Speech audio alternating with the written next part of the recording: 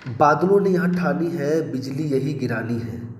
बादलों ने यहाँ ठानी है बिजली यही गिरानी है। हमने भी यहाँ ठानी है आसिया यही बनानी है। गुड मॉर्निंग फ्रेंड्स, कैसे हैं? Welcome to my YouTube channel biology by AC sir. बच्चों, मैं आज आपको बहुत ही इम्पोर्टेंट जेनेटिक्स के कुछ ऐसे 50 प्रश्न लेके आया हूँ जो आपके एग्ज़ाम में बेहतर अंक प्राप्त करने की काबिलियत होगी। तो बच्चों, मैं आपको आज बताने वाला हूँ कुछ ऐसे प्रश्न जो आप इसे ज़रूर देखें और याद करें। कहते हैं कि ज़िंदगी को खुश रहकर जियो, ज़िंदगी को खुश रहकर जियो, क्योंकि रोज़ शाम को सिर्फ सूरज ही नहीं ढलती बल्कि आपकी अनमोल ज़िंदगी भी ढलती है। अगर आप मेरे इस चैनल पर नए हैं तो इसे लाइक करें और सब्सक्राइब करें और अधिक से अधिक शेयर करें। चलिए बच्चों, मैं देखता हूँ सबसे पहले जेनेटिक्स। तो जेनेटिक्स आखिर होते क्या है? जेनेटिक्स मतलब होता है आनुवांशिक। सभी जीव जंतु एवं पेड़ पौधे में आनुवांशिक लक्षण को दर्शाया जाता है और वे लक्षण दर्शाने के अकॉर्डिंग ही हर जीव जंतु अपने ही भिन्न संतति का निर्माण करता है, जो कि एक प्रकार का रिप्रोडक्शन भी कहलाता है। तो उससे बहुत सारे रिलेटिव ऐसे क्वेश्चन हैं जो आपके एग्जाम में पूछे जाते हैं। तो चलिए स्टार्ट करते हैं। सबसे पहला टॉपिक है आपका आनुवांशिकता से संबंधित प्रश्न। आनुवांशिकता से संबंधित प्रश्न। तो इसका पहला प्रश्न हम देखते हैं बच्चों। जेनेटिक्स का पहला प्रश्न है आपका, क्रोमोसोम में छोटे छोटे डीएनए कण क्या कहलाते हैं? क्रोमोसोम में छोटे छोटे कण डीएनए क्या कहलाते हैं? तो बच्चों जीन कहलाते हैं। डीएनए मतलब आप जानते हैं डीऑक्सीराइबोन्यूक्लिक एसिड, जो कि एक प्रकार का जीन का ही पार्ट्स है। दूसरा क्वेश्चन है बच्चों, दूसरा प्रश्न है, केंद्रक में पाए जाने के कारण डीएनए और आरएनए क्या कहलाता है? तो न्यूक्लिक एसिड कहलाता है। क्योंकि आपको मालूम है बच्चों कि डीएनए डीऑक्सीराइबोन्यूक्लिक एसिड और आरएनए राइबोन्यूक्लिक एसिड, दोनों में न्यूक्लिक एसिड पाए जाते हैं, इसलिए इसका आंसर क्या होगा बच्चों? Nucleic acid. नेक्स्ट, सन 1953 में किन वैज्ञानिकों ने डीएनए अणु का कार्यकारी मॉडल प्रस्तुत किया था? बहुत इंपॉर्टेंट है बच्चों, ये क्वेश्चन जो है आपका क्वेश्चन है कि 1953 में किन वैज्ञानिकों ने डीएनए अणु का कार्यकारी मॉडल प्रस्तुत किया था? तो वाटसन एंड क्रिक ने। एकदम रट लेने वाली क्वेश्चन बच्चों, एग्जाम में इस बार छपेगा। नेक्स्ट क्वेश्चन है बच्चों, वाटसन तथा क्रिक को किस वर्ष नोबेल पुरस्कार दिया गया था? बहुत ही इंपॉर्टेंट बच्चों, वाटसन एंड क्रिक को किस वर्ष नोबेल पुरस्कार दिया गया था? तो 1962 में, यानी 1962 ईस्वी में इन्हें नोबेल पुरस्कार दिया गया था बच्चों। नेक्स्ट क्वेश्चन है, मनुष्य के हाथ पैर में 6 उंगलियां का होना किसका उदाहरण है? मनुष्य के हाथ पैर में 6 उंगलियां का होना किसका उदाहरण है? सबसे पहले बच्चों जानते हैं यह एक प्रकार का रोग है जिस रोग को कहा जाता है क्रोमोसोमल डिसऑर्डर, मतलब गुणसूत्रीय विकार। तो ये इसका आंसर क्या होगा बच्चों? इसका आंसर हो जाएगा आपका असत भिन्नता। क्या होगा बच्चों? असत भिन्नता। नेक्स्ट क्वेश्चन है, एक्स गुणसूत्र में उत्पन्न होने वाले उत्परिवर्तन क्या कहलाते हैं? तो ये बच्चों लिंग सहलिंगता कहलाता है। क्या कहलाता है? लिंग सहलिंगता। आपको मालूम है कि मेल एंड फीमेल जो होते हैं, तो मेल में जो गुणसूत्र होते हैं वो XY होते हैं और फीमेल में जो गुणसूत्र होते हैं बच्चों वो क्या होते हैं? XX होते हैं। तो ये दोनों क्या करता है? सेक्स डिटर्मिनेशन क्रिया के दौरान ये लिंग सहलग्नता करता है। नेक्स्ट क्वेश्चन है बच्चों, किस वैज्ञानिक के अनुसार सहलगन जीन की वह विशेषता है जिसके द्वारा वे संतति में एक साथ वंशागत होते हैं? बहुत इंपॉर्टेंट क्वेश्चन बच्चों, बहुत इंपॉर्टेंट है। तो मॉर्गन ने इस मॉडल को मॉर्गन ने तैयार किया था और बताया था कि सहलगनता जो है वो सहलगन जीन की वजह है। नेक्स्ट क्वेश्चन बच्चों, सन 1902 में किस वैज्ञानिक ने लिंग निर्धारण का गुणसूत्रीय वाय प्रस्तुत किया है? जी, क्रोमोसोमल के बारे में, जिसको हम लोग बोलते हैं सेक्स डिटर्मिनेशन। ये सेक्स डिटर्मिनेशन होता क्या है बच्चों? तो सेक्स डिटर्मिनेशन मतलब होता है लिंग निर्धारण। जब मेल का XY और फीमेल का XX जब आपस में डिटर्मिनेशन क्रिया करता है और उससे प्राप्त सबसे अधिक जिसका जीन अवेलेबल होता है उसको हम लोग बोलते हैं सेक्स डिटर्मिनेशन, जिसमें 50% XY की चांस भी होती है और 50% XX की भी चांस होती है। नेक्स्ट क्वेश्चन बच्चों, मनुष्य की कायिक कोशिका में कितने जोड़े गुणसूत्र पाए जाते हैं? बहुत इंपॉर्टेंट है बच्चों, मनुष्य की कायिक कोशिका में कितने जोड़े गुणसूत्र पाए जाते हैं? यहाँ पर क्वेश्चन एक बात हम ध्यान रख सकते हैं, गैमिट्स। गैमिट्स मतलब क्या होता है, सबसे पहले ये जानना है। गैमिट मतलब बच्चे होता है, युग्मक होता है। तो युग्मक की संख्या यहाँ पर पूछ रहा है, ठीक है। तो कितना हो जाएगा इसके आंसर? 23। नेक्स्ट क्वेश्चन बच्चों, इनमें 22 जोड़े गुणसूत्र क्या कहलाते हैं? 22 जोड़े गुणसूत्र क्या कहलाते हैं? बच्चों, सभी जीव जंतु में गुणसूत्र की संख्या अलग अलग होती है। जैसे मनुष्य में 46 होता है, कबूतर में 24 होता है, मच्छर में 6 होता है, मक्खी में 12 होता है, टमाटर में 24 होते हैं। ठीक उसी प्रकार के जो बहुत सारे जीव जंतु होते हैं उसमें अलग अलग गुणसूत्र पाए जाते हैं। तो यहाँ पर क्वेश्चन क्या पूछा है बच्चों, 22 जोड़ी गुणसूत्र क्या कहलाता है? तो 22 जोड़ी गुणसूत्र कहलाता है ऑटोसोम्स कहलाता है, क्योंकि 22 जोड़े जो गुणसूत्र होते हैं बच्चों वो क्या होते हैं? वो गुणसूत्रीय विकार के रूप में पाए जाते हैं। नेक्स्ट क्वेश्चन बच्चों, मनुष्य में कौन सा गुणसूत्र नर लिंग निर्धारण के लिए उत्तरदायी होता है? बहुत इंपॉर्टेंट, मनुष्य में कौन सा गुणसूत्र नर निर्धारण के लिए उत्तरदायी होता है? तो ये होते हैं बच्चों X क्रोमोसोम। क्या होते हैं? X गुणसूत्र। नेक्स्ट क्वेश्चन बच्चों, प्रणांतता, रतौंधी तथा हीमोफीलिया मनुष्य में पाए जाने वाले कैसे रोग हैं? बहुत इंपॉर्टेंट बच्चों, रतौंधी, व्रणांतता और हीमोफीलिया। देखिए बच्चों, व्रणांतता जो है एक प्रकार का जेनेटल डिजीज है जो आनुवांशिक रोग को दर्शाता है। रतौंधी जो है बच्चों ये भी एक प्रकार का रोग है जो विटामिन ए की कमी से होती है, ठीक है, विटामिन ए की कमी से उत्पन्न होती है। और हीमोफीलिया जो रोग है बच्चों ये भी एक प्रकार का आनुवांशिक रोग है जिसमें सबसे ज़्यादा रक्त का स्राव होता है। जब किसी कटे फटे स्थान से जब रक्त बहता है तो इसमें ब्लड क्लॉट नहीं बन पाते हैं, रक्त का थक्का नहीं बन पाता है, जिसके कारण ब्लड अत्यधिक स्रावित होती है। तो यह जो रोग है इसमें क्वेश्चन क्या है बच्चों? क्वेश्चन है कि व्रणांतता, रतौंधिक तथा हीमोफीलिया मनुष्य में पाए जाने वाले कैसे रोग हैं? तो ये बच्चों लिंग सहलगनता रोग है। क्या है? लिंग सहलगनता रोग। डैट मीन्स एक जनरेशन से दूसरे जनरेशन तक यह रोग फैला सकता है। जैसे कि अगर आप में यह रोग है बच्चों, अगर ये आप में रोग है तो आपसे उत्पन्न होने वाले संतति में यह रोग 100% हो सकता है। नेक्स्ट क्वेश्चन बच्चों, व्रणांतता रोग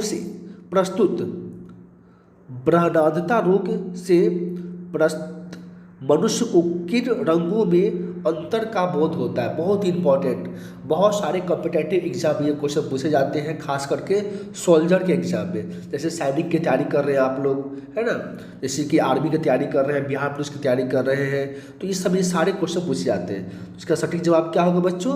लाल व हरे रंग। जी, जैसे कि व्रणांतता एक प्रकार का कलर ब्लाइंडनेस रोग है जिसमें ब्लू और रेड जो होता है हम इस रंग को सजेशन नहीं कर पाते। इसका सटीक जवाब क्या होगा बच्चों? लाल और हरे रंग।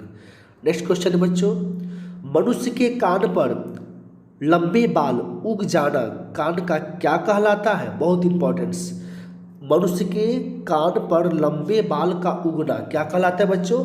तो ये कहलाता है हाइपरट्राइकोसिस, जो कि एक प्रकार का रोग है और ये बच्चों नॉर्मल रोग है जिसको हम लोग गुणसूत्रीय रोग कहते हैं। क्या कहते हैं बच्चों? गुणसूत्रीय रोग कहते हैं।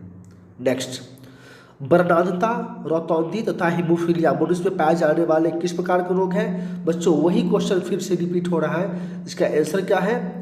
लिंग सहलगनता। नेक्स्ट क्वेश्चन बच्चों,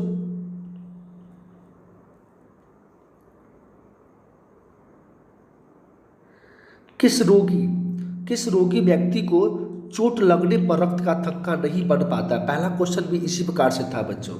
किस रोगी व्यक्ति को चोट लगने पर रक्त का थक्का नहीं बन पाता है? अब रक्त चोट लग गया या फिर कट गया तो रक्त का शरीर से बहाव अत्यधिक होने लगता है, तो ये होता है हीमोफीलिया रोग में। क्या होता है बच्चों? हीमोफीलिया रोग में। क्योंकि हीमोफीलिया एक ऐसे प्रकार का रोग है बच्चों जिसमें रक्त का थक्का नहीं बन पाता, ब्लड क्लॉट नहीं बन पाता है, क्योंकि उसमें विटामिन के की कमी हो जाती है, ठीक है, जिसके कारण रक्त का थक्का नहीं बन पाता है। फेब्रिजेन नामक जो हार्मोन्स होते हैं वो भी कार्य करना बंद कर देते हैं, ठीक है। नेक्स्ट क्वेश्चन बच्चों, नेक्स्ट क्वेश्चन है, कौन से लक्षण आनुवांशिक लक्षण के जीन ऑटोसोम पर आधारित होते हैं? बहुत इंपॉर्टेंट बच्चों क्वेश्चन है ये। कौन से लक्षण आनुवांशिक जीनों के जीन ऑटोसोम पर आधारित होते हैं? तो इसमें बच्चे आपका आंसर क्या आ जाएगा? इसमें आंसर जाएगा लिंग सीमित लक्षण। क्या जाएगा? लिंग सीमित लक्षण। नेक्स्ट क्वेश्चन बच्चों, आनुवांशिक गंजापन किस पर निर्भर करता है? गंजापन मतलब कि बालों का झड़ जाना। आजकल ये बहुत बड़ी समस्या हो गई बच्चों कि अक्सर पुरुषों के एवं महिलाओं के ये बाल जो है गंजे होने की संभावना बढ़ गई है। तो इसका आंसर क्या होगा बच्चों? ऑटोसोम्स एलील जोड़ी। ऑटोसोम्स एलील जोड़ी जिसको शॉर्ट में हम लोग बीवी कहते हैं, capital B and small V. Next question बच्चों, किस परिस्थिति में गंजापन पुरुषों की स्त्रियों दोनों में विकसित होता है? किस परिस्थिति में गंजापन पुरुषों और स्त्रियों दोनों में विकसित होता है? तो ये होता है बच्चों बीवी में। जैसे कि अगर कैपिटल बी है तो ये डोमिनेंस कहलाता है, और एक कैपिटल और एक स्मॉल है तो वो भी क्या कहलाएगा बच्चों? वो भी डोमिनेंस कहलाएगा। लेकिन ये जो है डोमिनेंस 100% है, क्योंकि यहाँ पर कैपिटल बी है और वहाँ पर क्या था? कैपिटल बी और स्मॉल बी, तो वहाँ पर हो जाएंगे डोमिनेंट्स होंगे, लेकिन वो 50% होंगे। तो इसलिए इसमें क्या होता है बच्चों? इसलिए क्या होता है कि होमोजाइगस प्रभावी जीन रूप में कार्य करता है। नेक्स्ट क्वेश्चन बच्चों, 1924 या 25 में मतलब 1924 या 25 में किस वैज्ञानिक ने मनुष्य के रुधिर वर्ग की वंशागति का अध्ययन किया था? बहुत इंपॉर्टेंट क्वेश्चन बच्चों, बहुत इंपॉर्टेंट क्वेश्चन है। क्वेश्चन फिर एक बार मैं रिपीट करता हूँ। क्वेश्चन है 1924 एवं 25 में किस वैज्ञानिक ने मनुष्य रुधिर वर्ग की वंशागति का अध्ययन किया था? तो सबसे इंपॉर्टेंट है इसमें बच्चों बर्नस्टीन। जैसा कि आपको मालूम है कि रुधिर वर्ग जो है बच्चों ए बी और ओ होता है, मतलब ये 4 प्रकार के होते हैं, जिसका खोज किया था लैंडस्टीनर ने। किसने किया था बच्चों? लैंडस्टीनर ने इसका खोज किया था, ठीक है। चलिए नेक्स्ट क्वेश्चन है बच्चों, जीन मुख्यतः कितने माध्यम से क्रिया करते हैं? जीन जो होते हैं कितने माध्यम से क्रिया करते हैं? तो ये करते हैं बच्चों एंजाइमों के द्वारा। किसके द्वारा? एंजाइमों के द्वारा। किस नई श्रृंखला में एमिनो अम्ल का, बहुत इंपॉर्टेंट, किस नई श्रृंखला में एमिनो अम्लों का अनुक्रम जीन द्वारा निर्धारित होते हैं? तो पॉलीपेप्टाइड। क्या होते हैं बच्चों? पॉलीपेप्टाइड। ये पॉलीपेप्टाइड है क्या बच्चों? तो एमिनो एसिड के बहुलक को पॉलीपेप्टाइड कहा जाता है। इसके एमिनो एसिड ग्लूकोज जब आपस में मिल गए तो ये क्या बन गया बच्चों? पॉलीपेप्टाइड। और यही पॉलीपेप्टाइड के बहुलक जो होते हैं प्रोटीन का निर्माण करता है। क्या निर्माण करता है बच्चों? प्रोटीन का निर्माण करता है। नेक्स्ट क्वेश्चन, एक कोडॉन में न्यूक्लियोटाइड्स में कितने अणु भाग लेते हैं? एकदम छपेगा क्वेश्चन बच्चों, इस बार एग्जाम में जरूर से जरूर ये क्वेश्चन आएंगे। आप इस चैनल को सब्सक्राइब करें, लाइक करें और अधिक से अधिक शेयर करें और इसे रट लें, ताकि एग्जाम में आपको फिर सामना न करना पड़े कि ये क्वेश्चन नहीं आया, ठीक है बच्चों। नेक्स्ट, एक कोडॉन में न्यूक्लियोटाइड्स एक कोडॉन में न्यूक्लियोटाइड्स में कितने अणु भाग लेते हैं? तो 3 अणु भाग लेते हैं। कितने अणु भाग लेते हैं बच्चों? 3 अणु भाग लेते हैं। नेक्स्ट है test tube baby. Test tube baby, यहाँ पर गलत लिखा गया बच्चों, जैसे कि बेची लिखा गया है। तो test tube baby sperm bank cloning आदि कार्य क्या कहलाते हैं? तो इन विट्रो निषेचन। टेस्ट ट्यूब बेबी का मतलब आप जानते हैं बच्चों, टेस्ट ट्यूब बेबी एक ऐसा प्रक्रिया है जो अगर कोई पुरुष और महिला अगर बच्चे को जन्म देने में असमर्थ होती है तो वैसे स्थिति में माँ और उसके जो पति होते हैं वो क्या करते हैं कि वो अपने बच्चे को गोद लेता है और गोद लेने के अकॉर्डिंग क्या करता है कि उनके स्पर्म को क्या करता है कि लैब में निषेचित कराया जाता है और निषेचित कराने के बाद फिर उनके गर्भाशय में स्थानांतरित किया जाता है, उस महिला के गर्भाशय में स्थानांतरित किया जाता है और तब जाके 8 या 9th मंथ के बाद भ्रूण शिशु का निर्माण होता है। नेक्स्ट बच्चों, नेक्स्ट क्वेश्चन है जीन अभियांत्रिक की मुख्य सक्रिय कौन सी तकनीक है? बहुत इंपॉर्टेंट है, पोलियोजी डीएनए। मानव आनुवांशिक बहुत ही इंपॉर्टेंट है बच्चों, ये चैप्टर ही बहुत ही इंपॉर्टेंट है क्योंकि कई बार एग्जाम में सबसे ज़्यादा यहाँ से क्वेश्चन पूछे जाते हैं। नेक्स्ट क्वेश्चन है बच्चों, किसी जीव की आनुवांशिकता संबंधित समस्त जानकारी को क्या कहते हैं? तो जीनोम कहते हैं। क्या कहते हैं बच्चों? जीनोम कहते हैं। कोशिका में उपस्थित सूत्र सदस्य संरचनाएं जिनकी आनुवांशिक पदार्थ जीन उपस्थित होती है वो क्या कहलाते हैं? तो क्रोमोसोम यानी गुणसूत्र कहलाते हैं। जिसमें बच्चों जिस कोशिका में जीन पाया जाएगा वो क्या कहलाएगा? तो क्रोमोसोम कहलाएगा। नेक्स्ट, स्पष्ट रूप से गुणसूत्र संरचना का अध्ययन समसूत्री विभाजन की किस अवस्था में होता है?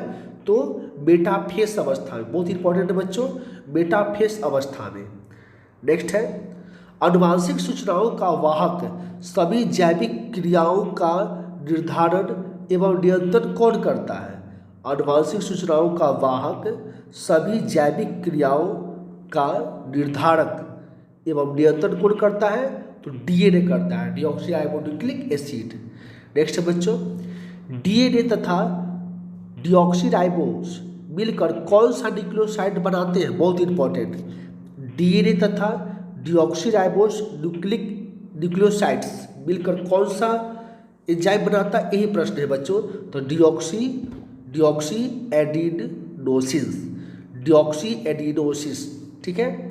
नेक्स्ट क्वेश्चन बच्चों, ग्वानिन तथा डीऑक्सीराइबोस मिलकर कौन सा न्यूक्लियोसाइड बनाते हैं? बहुत इंपॉर्टेंट बच्चों, एक बार और रिपीट करते हैं इस क्वेश्चन को। क्वेश्चन है ग्वानिन तथा डीऑक्सीराइबोस मिलकर कौन सा न्यूक्लियोसाइड्स बनाते हैं? तो डीऑक्सी ग्वाइडोसिन बनाते हैं। क्या बनाते हैं बच्चों? डीऑक्सी ग्वाइडोसिन। नेक्स्ट क्वेश्चन है बच्चों, थायमिन तथा डीऑक्सीराइबोस मिलकर कौन सा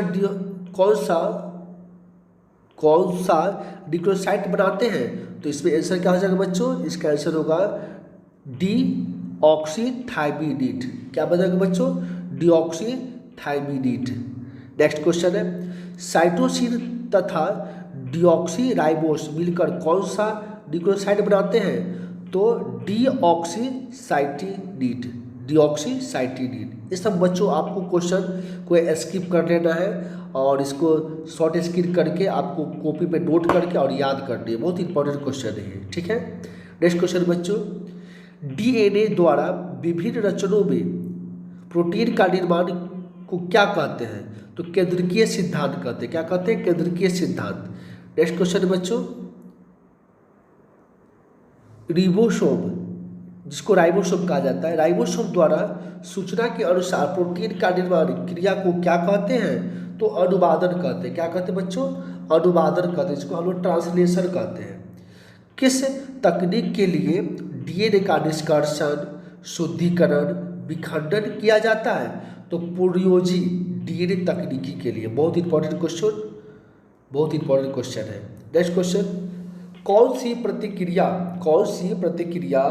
लक्षित क्रमबद्धता वाले डीएनए की अधिकता यानी अधिक का अधिक प्रतिरूपों या शीघ्रता से निर्मित करने की विविध है? तो पॉलीमरेज श्रृंखला। इसे आप एक बार और देखें और इसको याद कर लें, बहुत इंपॉर्टेंट क्वेश्चन है बच्चों। नेक्स्ट क्वेश्चन है, अपराध शाखा में रक्त जांच एवं विलुप्त हुए डायडॉक्सिन के आदर्श किस प्रतिक्रिया के उदाहरण होता है? तो पॉलीमरेज के कारण। किसका होता है बच्चों? पॉलीमरेज के कारण। ठीक है। नेक्स्ट क्वेश्चन है आपका, प्रतिरक्षक पदार्थों की प्राप्ति के लिए किस विधि का प्रयोग किया जाता है? तो पॉलीक्लोनिय। बहुत इंपॉर्टेंट। नेक्स्ट बच्चों, एक जाति की विशेषता क्या होती है? तो उसका आंसर हो जाएगा गुणसूत्रीय प्रारूप होती है। नेक्स्ट बच्चों, गुणसूत्र प्रारूप का तुलनात्मक अध्ययन कर मनुष्य का विकास किससे माना जाता है? एक बार और बच्चों, बहुत इंपॉर्टेंट क्वेश्चन है ये।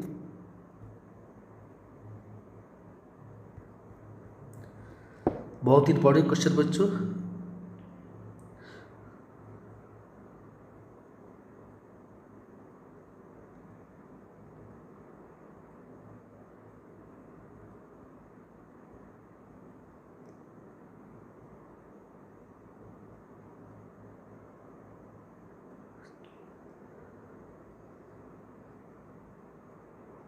चलिए, यही क्वेश्चन है बच्चों। कौन सी प्रतिक्रिया लक्षित क्रमबद्धता वाले डीएनए की अधिकता प्रतिरूपता को शीघ्रता दर्शाता है? ये क्वेश्चन हो गया है बच्चों। ठीक है।